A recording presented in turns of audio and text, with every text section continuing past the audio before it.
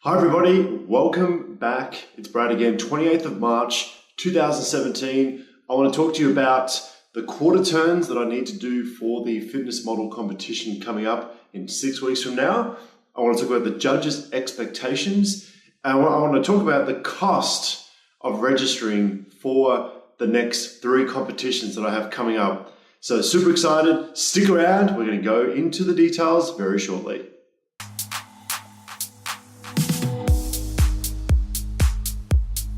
Welcome back everybody. Thanks again for joining me. I am excited. I want to share with everybody exactly what a fitness model competitor needs to do on stage in front of all those people, in front of all those judges, down there in the pit. And so you have a clear idea of what's required of me. I'm going to demonstrate those poses to you. So there's a fitness model category, and that's what I'm going to be competing in 6 weeks from now. And then I have another competition after that down in Mornington, so that's called the Mornington Titles. And so I'm doing a fitness model competition down there as well. And then after that, I'm off to Thailand to compete on the world stage for the world titles. So I'm here to talk to you about what those turns are, what those quarter turns are that I need to do for the judges. So I'm going to demonstrate this. It means I have to take my shirt off. Oh, that's terrible, isn't it? I'm sorry if I've hurt your eyes there. Okay. So I am 6 weeks out stepping on the stage. So this is what I look like at 6 weeks out. So I'm going to demonstrate what the judges are looking for. Now, I'm not really good at teaching people how to pose. This is not a how-to session. This is just what I'll be doing when I'm on stage. So essentially you walk out on stage and you'll go into a front pose. So the front pose is this, essentially. So the hips drop down to one side and my feet, which you may not be able to see, but they're in alignment. And so I'll drop the camera down so you can actually see it. So I'm not sure if you can still see my feet, but that's my foot position. And so it's positioned like that so that you can see the calf on one side. So the judges are over there and they can see that I have some calf action going on there, right? So that's why as I walk out in front of the judges, I step to the side, and as I'm stepping to the side, I drop the hip down. And so I'll bump the camera up a little bit. By dropping the hip down, the judges will see that I have taper. So with that taper, it looks like, now remember, this is like an illusion. If I stand front on like this, you look at this through the lens and you're like, okay, it's hard to know if I have good taper or not. Whereas if I sort of come in on an angle, you can see that I've got that taper, yeah? And then if I twist around like this, you can see that taper now, can't you? So you can see that taper, whereas if I stand like this, there is no taper. So if I stand like this, I have taper. And so that's the beginning of it. This is the front pose. And then I've got to move this table. And then I move from the front pose into the side pose as such, right? And so when I'm in this position, in terms of breathing, I can't breathe through my stomach. Because if I breathe through my stomach, I'm going to lose my abs. See? Whereas I breathe out, more my abs show, and my breathing is now in my chest and not through my stomach, so that I don't lose my abs. So as I make this conversation now, I'm doing it with my chest and not my abs. So you see, I keep my abs locked, but I'm breathing through my chest. So the idea is that, I'm not sure if you can see, but I've got my left leg raised, as in my toes, my stance that my left leg is now raised on my toes, as to show calf definition, so I want to see that. And then I've got my pec flexed. I'm sorry that I'm doing this with the camera, but I don't have a camera operator.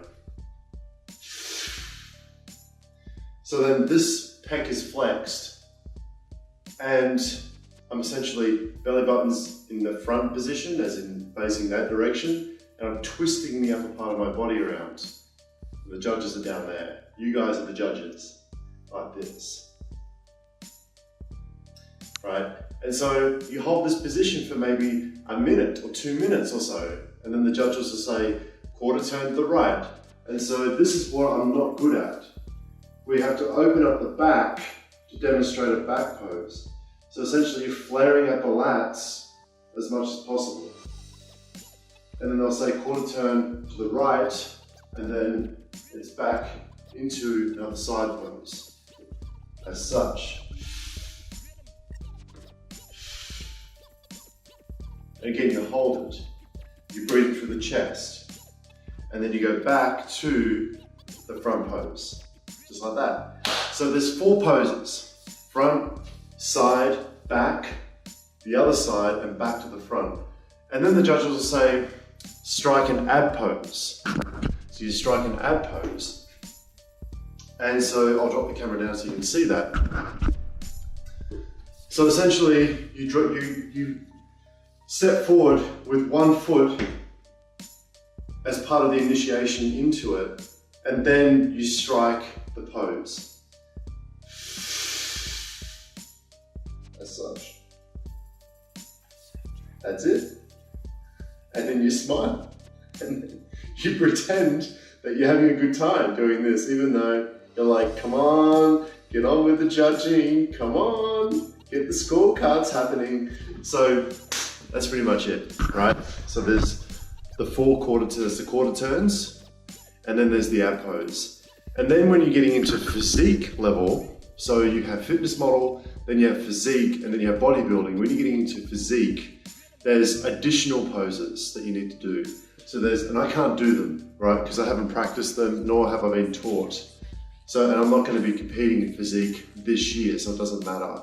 But you get the front double bicep pose, as such. I don't know if I'm doing it right, but it's like this. See the front double bicep pose. You have the rear double bicep pose. So you're standing with your back to the judges, doing the rear double bicep pose. Not sure if you saw that. Rear double bicep pose, right? So it could be crooked, but it's meant to be straight. Yeah. And then you've got the side chest, which is something like that. I'll just drop this camera so you can see. So it's something like this, I think. And then you've got the tricep. Something like that, where you bring out the tricep, and usually your strongest tricep or your biggest tricep will be the one that so it's either going to be this side, or it's going to be the other side, whichever side you choose. So you have the tricep, the side chest, the front double bicep, the rear double bicep, and I'm not sure if there's another one or not. Can't remember, I'm not sure. Doesn't matter because I'm not competing in physique. And then you have the bodybuilding category, which is, some of the same poses again. I think there might be, I'm not sure if there's additional poses or not for bodybuilding, but that doesn't interest me. So I hope that's giving you some insight into what the poses are that I need to do. Now, what are the judges looking for?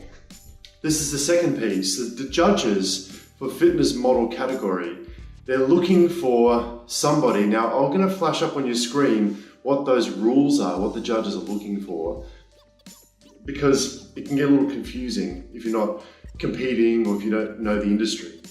So they're looking for somebody that has nicely defined abs. So you have to have abs, you have to have abdominal muscles, right? You have to have abs that are showing. And they have to look good, whatever that means, but that's what it says in the rules.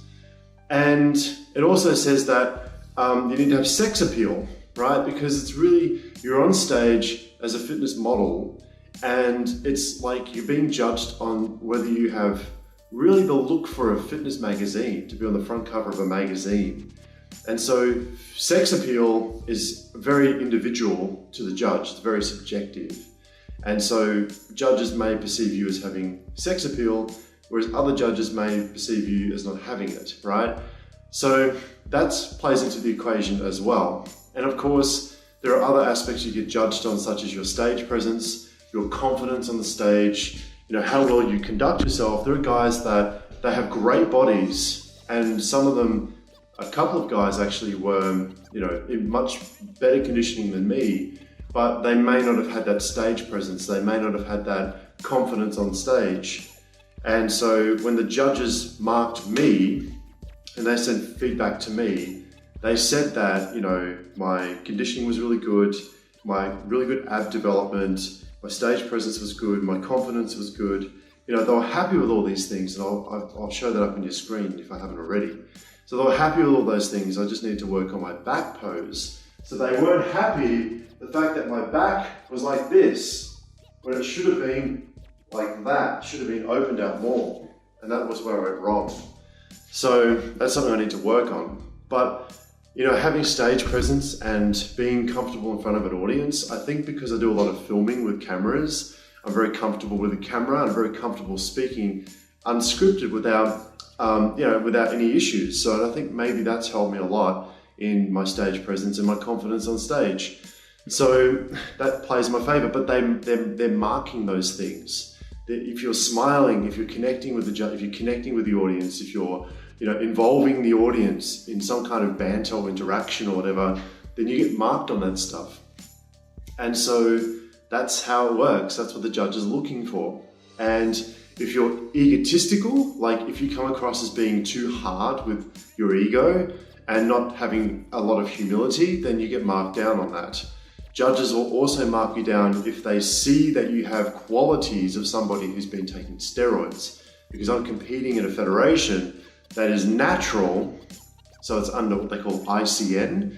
The name of the federation is called ICN, or I Compete Natural. It used to be called INBA, International Natural Bodybuilding Association. Now they've had a name change as of January 2017, so it's called ICN.